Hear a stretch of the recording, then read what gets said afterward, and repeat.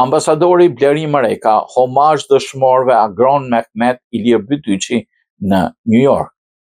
Ndërkohë që në Kosovë këtë javë me ceremoni të ndryshme u shënua 27 vjetori epopesë ushtrishtare të Kosovës UÇK-s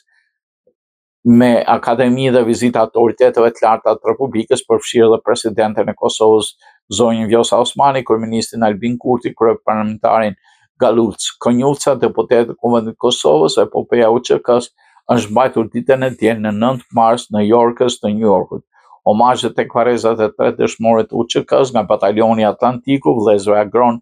Ylli dhe Mehmet Bytyqi, antarët e shoqatës Atlantiku, ish luftëtarët e batalionit,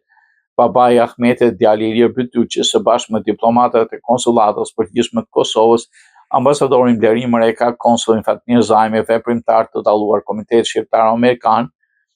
Në varrezat e dëshmorëve Bytyqi në Yonkers vendosën kurora me lule dhe përkujtuan rënien e 3 vëllezërve Bytyqi dhe të gjithë dëshmorët e luftës UÇK-s për lirinë e saj. Shoqata Atlantiku, organizatori i këtij manifestimi, tha se duke nderuar epopenë e UÇK-s,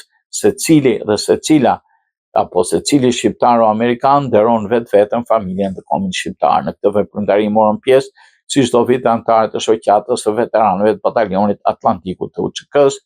udhëheqësit e fondacionit Vendlindja Thërret, ish luftëtar shqiptar nga Shtetet e Bashkuara që shkuan 26 vjet më parë në luftë për shërimin e Kosovës. Ceremonia mbahet çdo përvjetor te varrezat e kompleksit të varrezave qytetare Holy Mount Cemetery në Winter Hill në Tuckahoe në Yonkers, aty ku pren dhe 3 dëshmorët shqiptar nga Amerika që dhanë jetën në Kosovë për lirinë e saj, vëllezërit Bytyqi, Ylli, Agron dhe Mehmet, të 3 ish ushtarak Batalionit Atlantiku. Me këtë rast,